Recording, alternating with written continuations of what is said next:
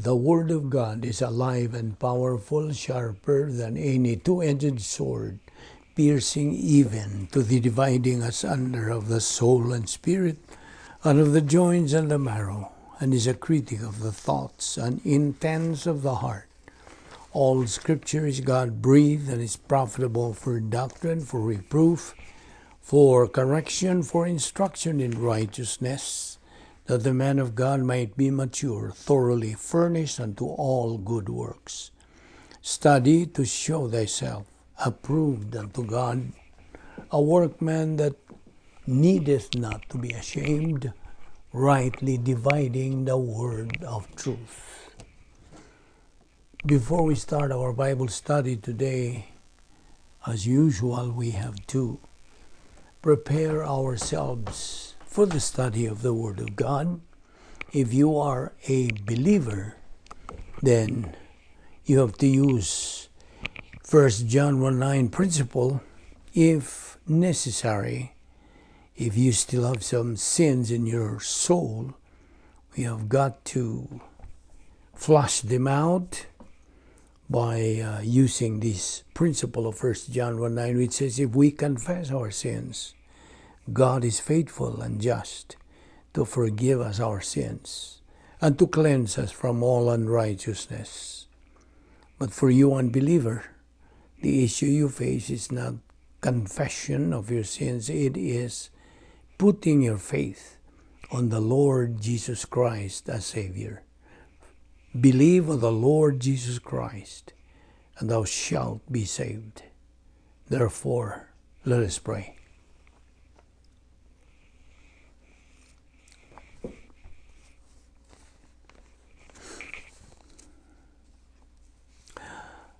Father, we are indeed grateful to you for the privilege of having the freedom to assemble ourselves together.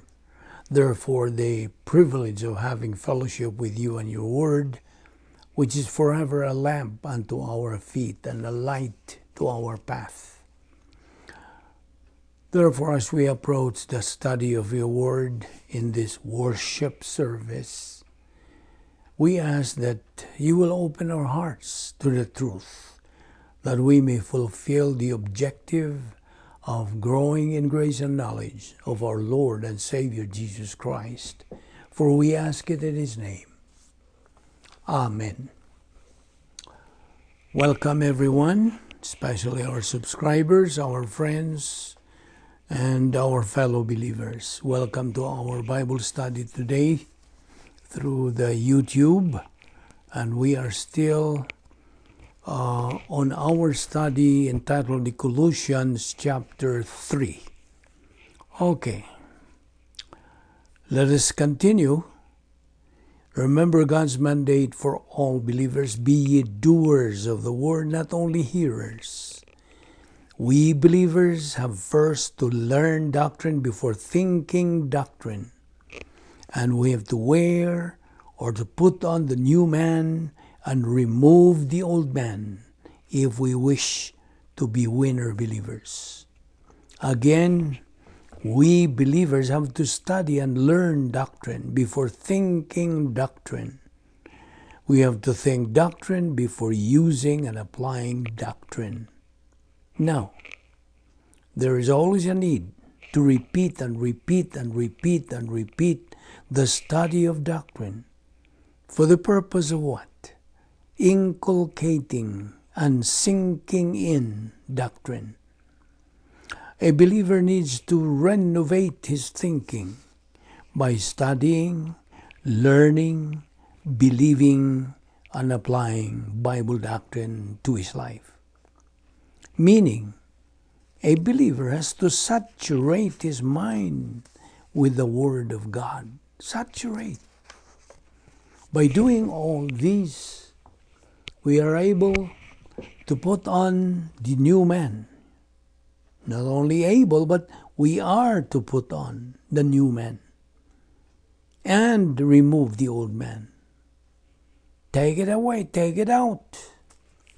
By doing so, it is the character of the Lord Jesus Christ that we believers are imitating when we put on the new man. That is what Paul also admonished believers. Faith cometh by hearing, and hearing by the word of God. Romans 10:17.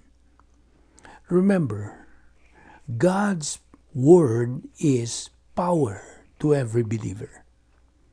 Ephesians 4:23-24. Verse 23 says, "And be renewed in the spirit of your mind." The spirit there is human spirit. Verse 24, "And that we put on the new man, which after God is created in righteousness and true holiness." Colossians 3:11. Open your Bible there.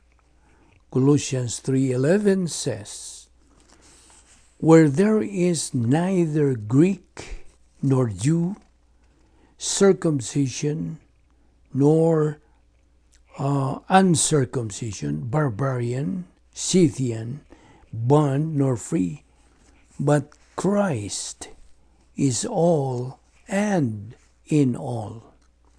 Now, when it talks about the Jew there, that's nationality. And the circumcision there, no Catholic, no Protestant. So there is nothing there about religion. And then the barbarian and the Scythian and the poor, and bond, by the way, is poor, and free, rich.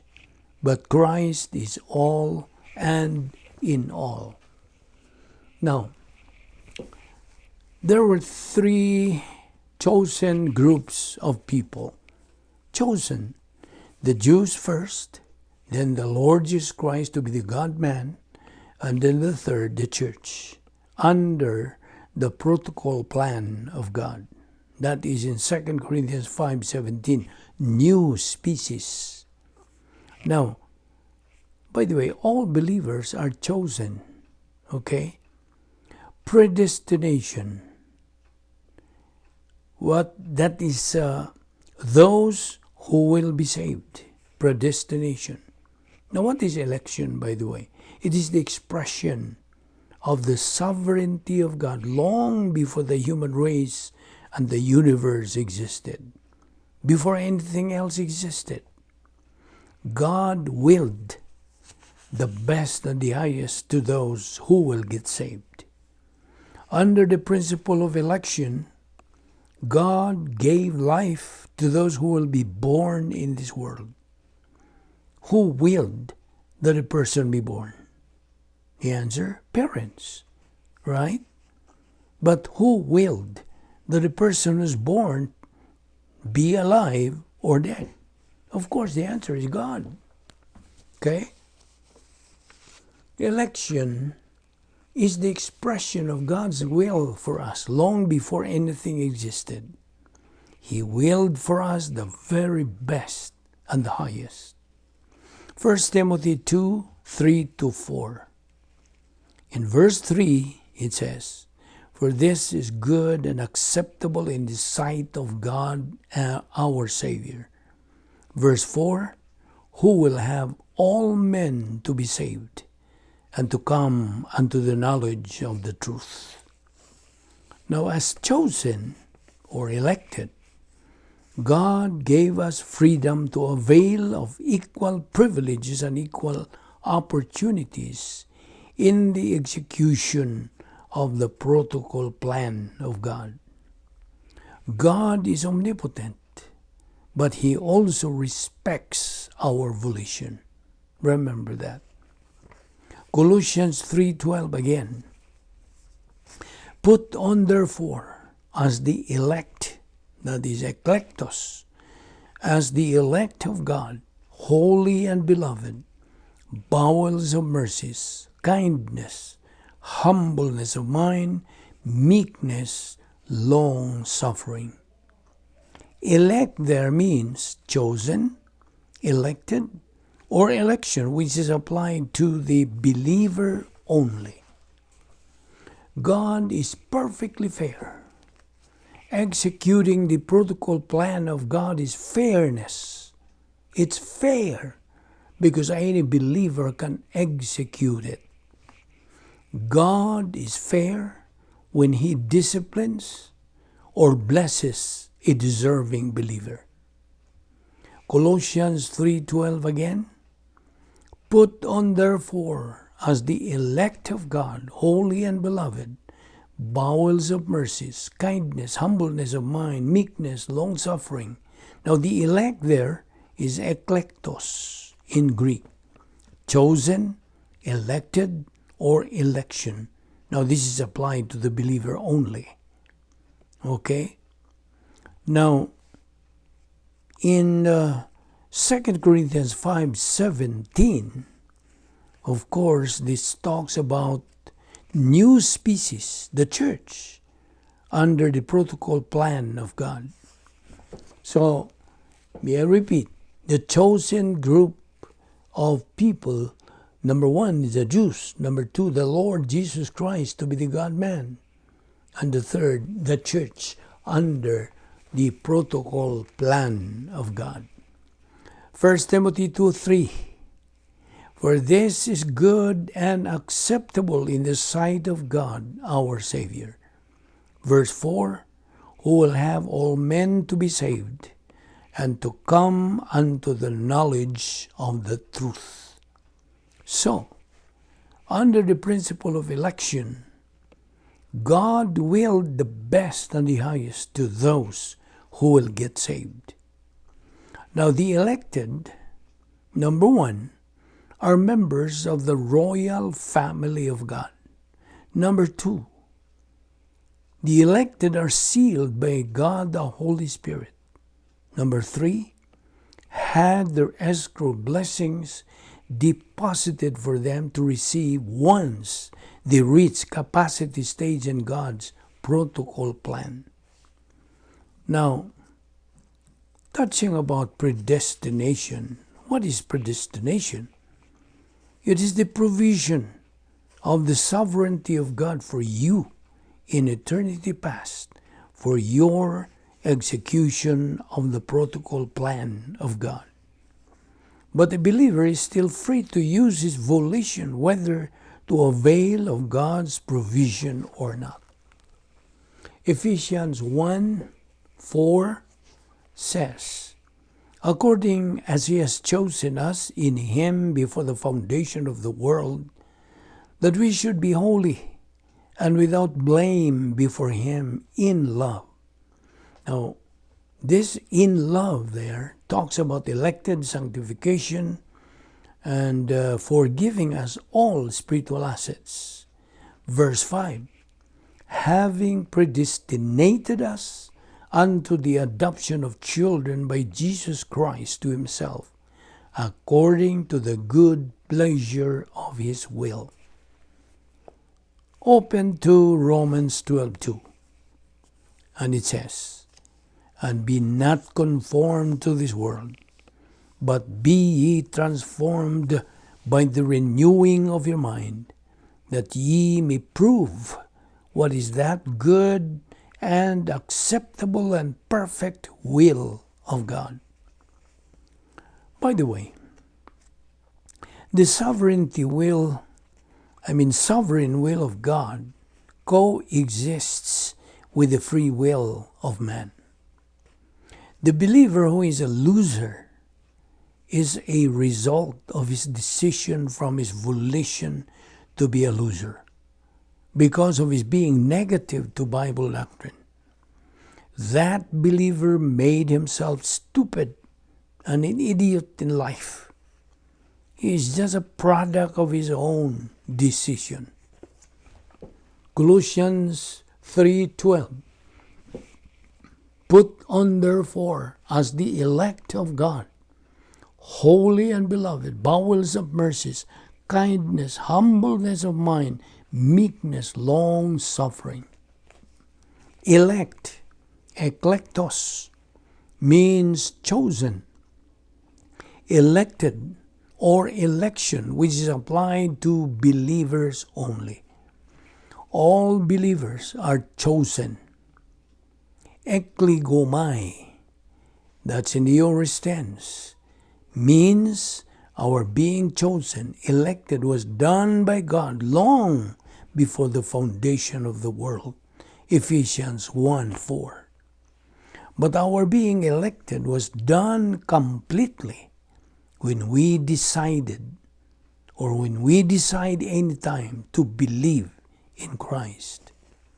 All these things we're actually talking about are for believers who have reached the area of spiritual adulthood. Because if you are still a believer in the area of spiritual childhood, you would think these things would be impossible to attain, right? So let us remember that whatever we decide in life, it is only we who are answerable, responsible, and accountable for that decision. Nobody else. Colossians 3:12 again, election and predestination, these two go together.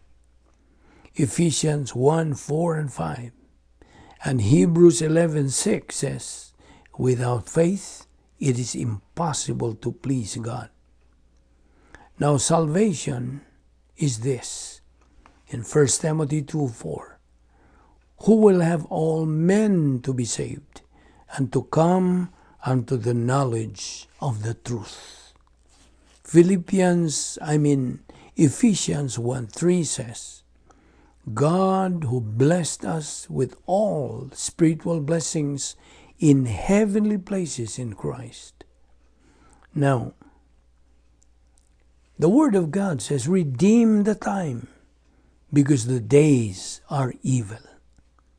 Now in heaven, we believers have our own museum of heaven.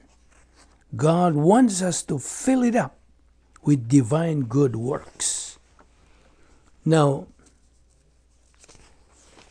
to continue with our discussion on this, the believer in verse 10 is a doer of the word, not only a hearer of the word.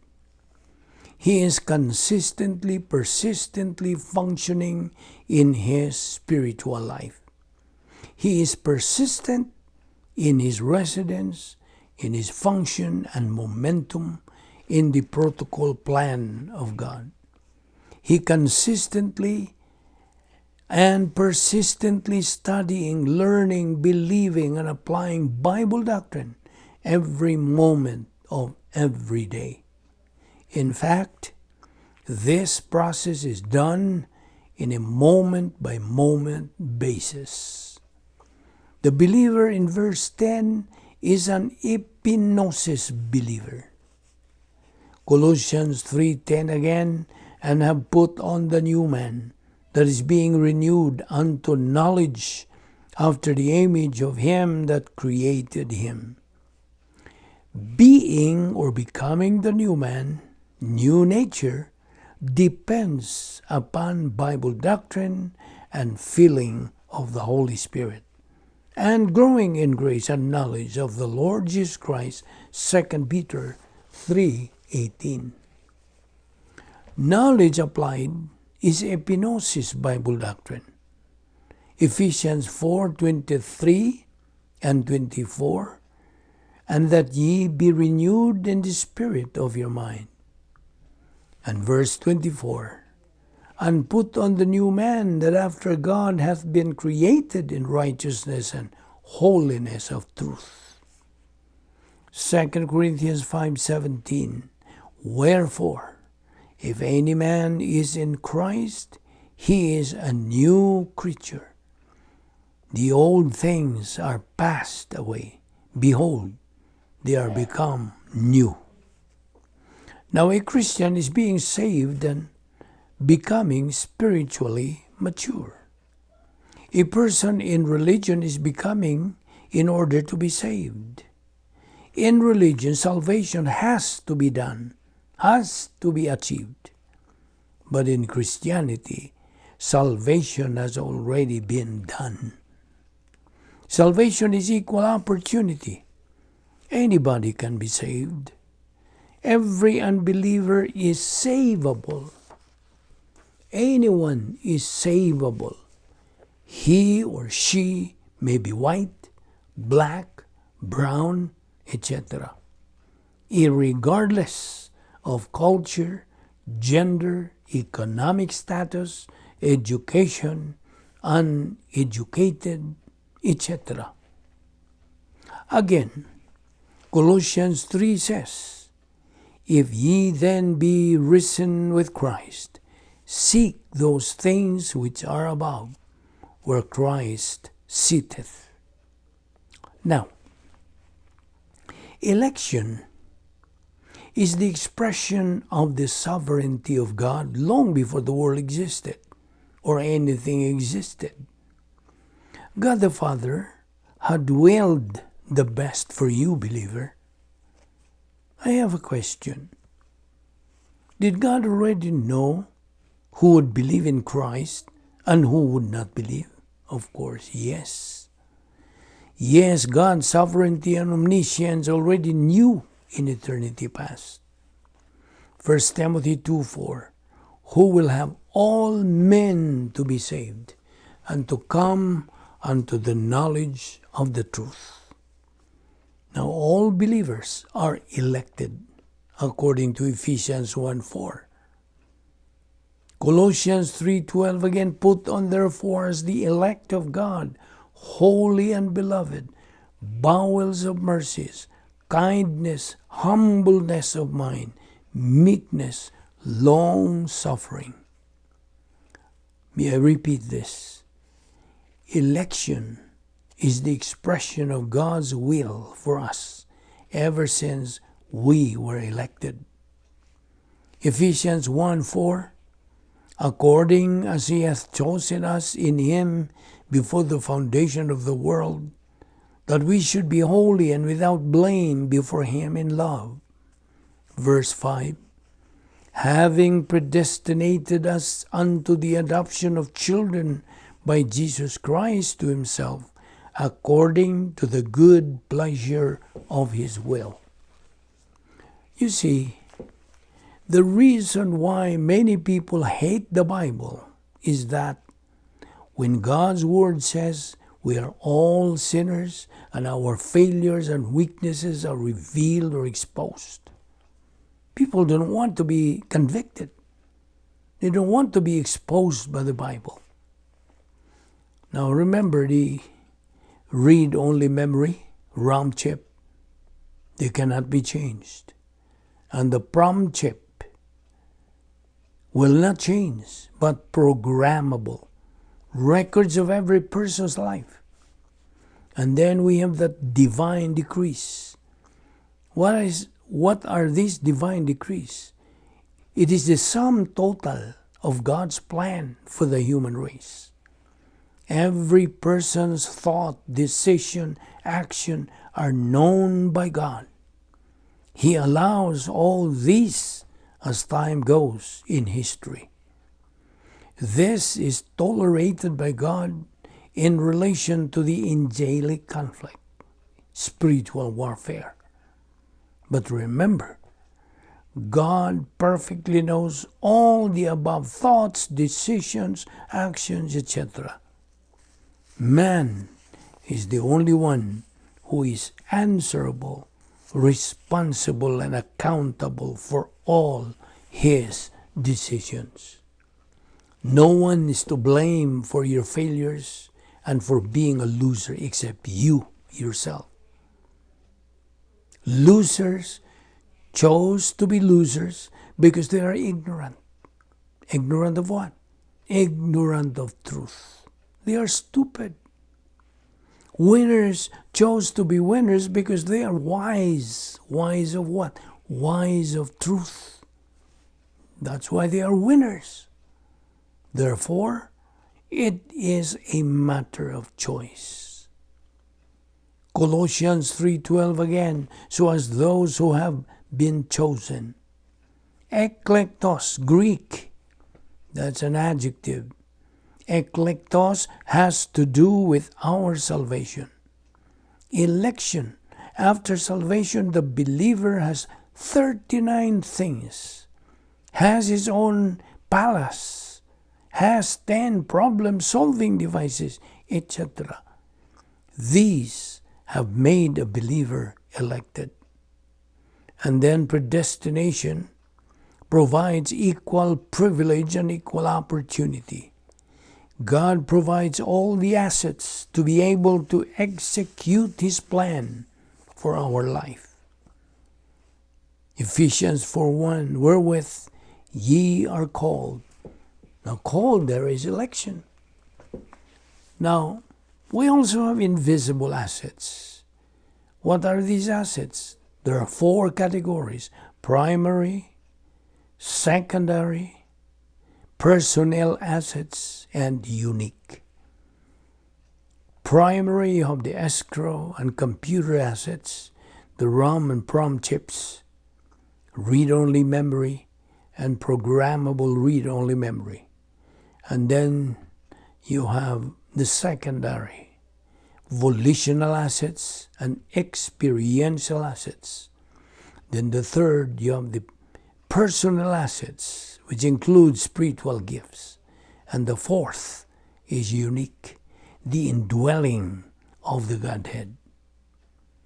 Colossians 3:12 again, put on therefore as the elect of God, chosen, eklektos, holy and beloved, bowels of mercies, kindness, humbleness of mind, meekness, long-suffering. Now remember the 3 R's. Then we are repeating this. Reception, retention, recall of Bible doctrine. Election and predestination always go together. Now let's open to Ephesians 4:1. It says, I therefore, the prisoner of the Lord, beseech you that ye walk worthy of the vocation wherewith ye are called. The call there is set apart. Only those who make the decision to believe in Christ are the ones who are elected. Being elected opens the door of tremendous opportunity to be a winner spiritually. That is what we call predestination.